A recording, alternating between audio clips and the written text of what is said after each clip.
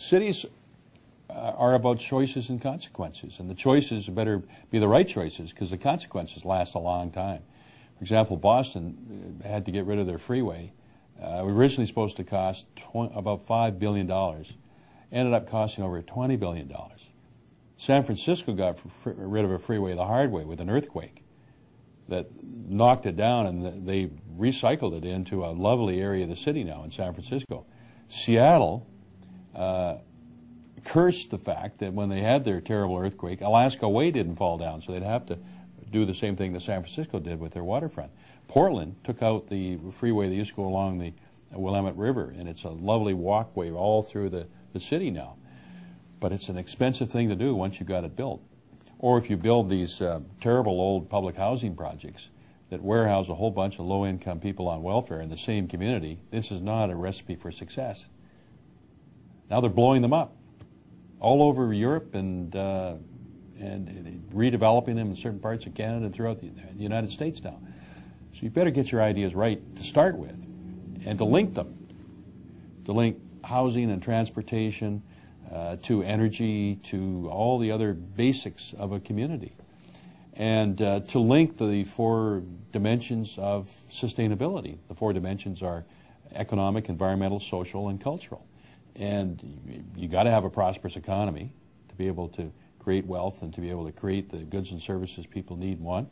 But you got to do it within the carrying capacity of a healthy environment, so that you don't poison your soil, or the air you breathe, or the water you drink, and destroy the surrounding nature that's around your community, or gobble up too much of the Earth's resources.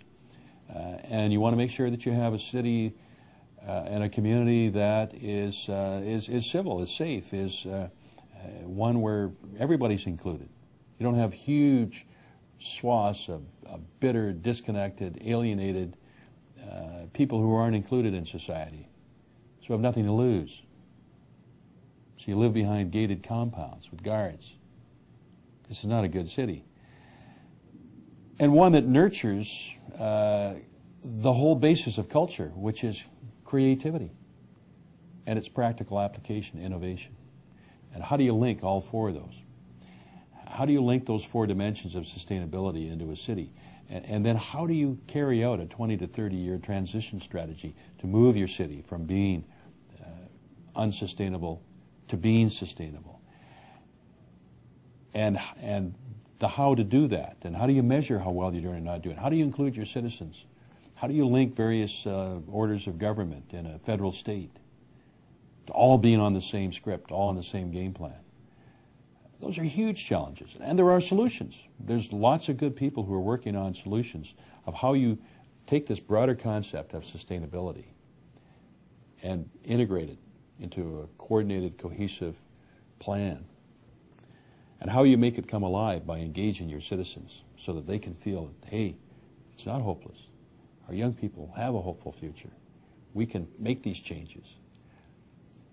And the frustration I feel is it's not that these ideas don't exist. They exist.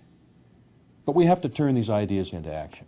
And we've got to do it fairly quickly because we've got these huge changes coming down the pike in terms of climate change and the unrest that's happening in many parts of the world because people don't feel included. They don't feel like they have a hopeful future.